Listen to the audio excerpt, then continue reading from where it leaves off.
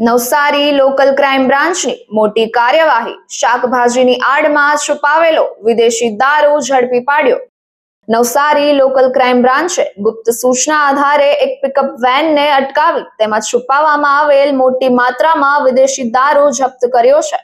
માહિતી મળ્યા બાદ એલબીસીની ટીમે ટોલ નાકા નજીક ચેકિંગ ગોઠવ્યું અને શંકાસ્પદ પિકઅપને રોકી તપાસ હાથ ધરી।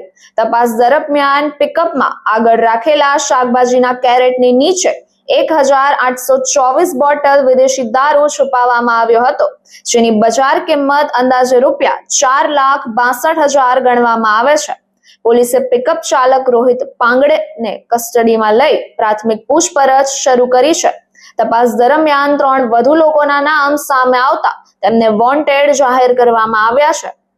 દારૂ, પિકઅપ વેન અને મોબાઈલ સહિતનો સંપૂર્ણ મુદ્દામાલ મળીને 7,72,000 જેટલો થતું હોવાનું જાણવા મળ્યું છે।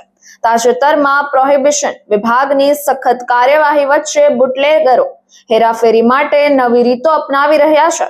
ખાસ કરીને શાકભાજી અથવા અન્ય માલ વચ્ચે દારૂની બોટલો છુપાવી રાજ્યોમાં પરિવહન કરવાનો પ્રયત્ન વધી રહ્યો છે। વધુ સમાચાર માટે જોતા રહો ભારત ટાઈમ્સ ન્યૂઝ।